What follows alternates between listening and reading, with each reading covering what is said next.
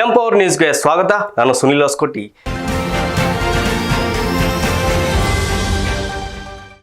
ಪಾವಗಡ ತಾಲೂಕಿನ ಜಿಲ್ಲಾ ಗ್ರಾಮ ಆಡಳಿತಾಧಿಕಾರಿ ಸಂಘದ ಜಿಲ್ಲಾ ಪ್ರಧಾನ ಕಾರ್ಯದರ್ಶಿಯಾಗಿ ಕಿರಣ್ ಕುಮಾರ್ ಎಚ್ ಆಯ್ಕೆ ಆಗಿದ್ದಾರೆ.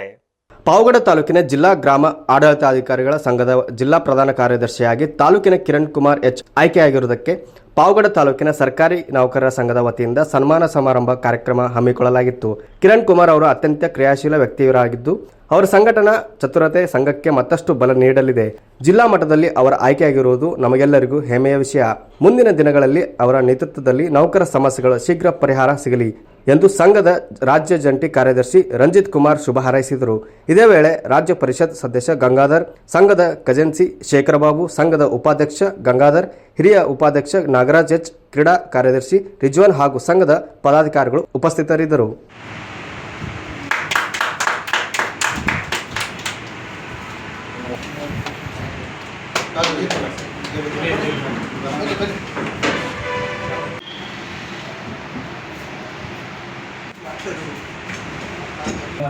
ಅರ್ಪಿಸಲಿಕ್ಕೆ ಇಷ್ಟಪಡ್ತೀನಿ.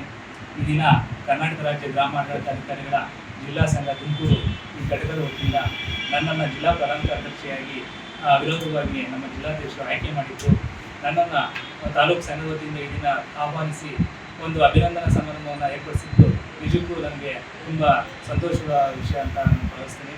ಹಾಗಾಗಿ ನಾವು ಸರ್ಕಾರಿ ನೌಕರ ಸಂಘ ನಮ್ಮ ಮಾತೃ ಸಂಘ ಅಂತ ಹೇಳಿ, ಯಾಕಪ್ಪ ಅಂದರೆ ನಮ್ಮ ರಾಜ್ಯದ ಎಲ್ಲ ಸರ್ಕಾರಿ ನೌಕರ ಸಂಘಕ್ಕೆ ಇದು ಮೂಲ ಆಧಾರ. ನಾವೆಲ್ಲವೂ ಸಹ ವೃಂದ ಸಂಘಗಳು.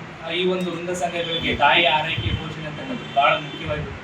ಹಾಗಾಗಿ ಯಾಕಂತಂದರೆ ನಮ್ಮ ಸಂಘದ ವಿಚಾರವಾಗಿ ನಮ್ಮ ಮೆಂಬರ್ಶಿಪ್ ಆಗಿರ್ಬೋದು, ಇನ್ನೊಂದು ಆಗಿರ್ಬೋದು, ಅವೆಲ್ಲ ವೃಂದ ಸಂಘಗಳು ಅಷ್ಟಾಗಿ ಪ್ರಚಂಡವಾಗಿ ಇರೋದಿಲ್ಲ.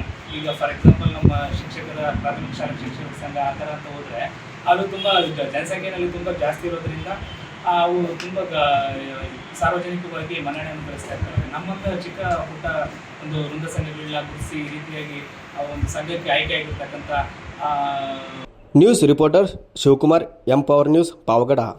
ಇದಿಷ್ಟು ಈ ಹೊತ್ತಿನ ಸುದ್ದಿ. ನಿರಂತರ ಸುದ್ದಿಗಾಗಿ ನೋಡ್ತಾ ಇರಿ ಎಂಪವರ್ ನ್ಯೂಸ್. ನಮಸ್ಕಾರ.